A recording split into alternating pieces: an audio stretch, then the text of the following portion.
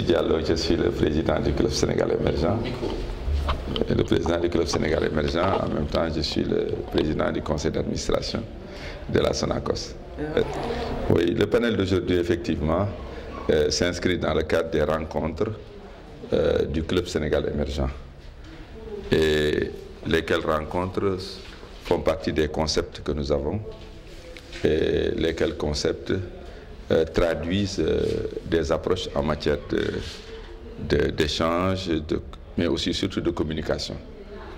Et les rencontres sont des occasions de mise à niveau entre les membres du club, des intellectuels, des personnes ressources pour essayer, sur des sujets assez pointus, essayer de faire une mise à niveau.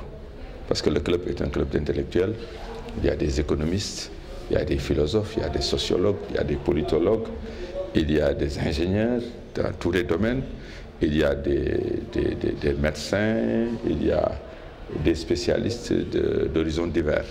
Voilà, et ça permet de faire des mises à niveau. Aujourd'hui, nous étions sur le pétrole et le gaz par rapport au contenu local.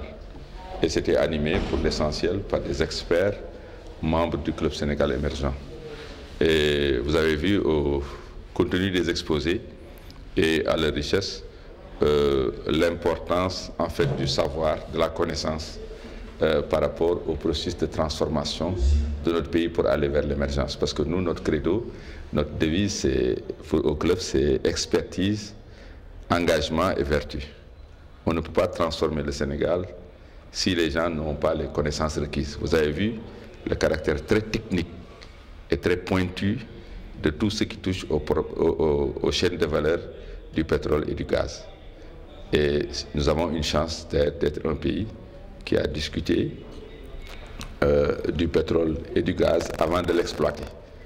Alors qu'ailleurs, même en cours d'exploitation, c'est un dossier presque top secret.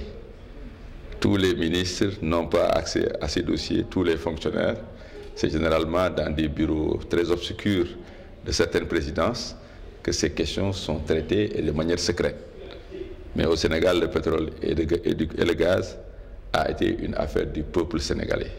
Nous en avons débattu sous toutes les coutures, les contrats ont été exécutés et, in fine, dans le cos pétro-gaz, ce qui est révolutionnaire, sont représentés l'opposition, mais aussi sont représentés la société civile.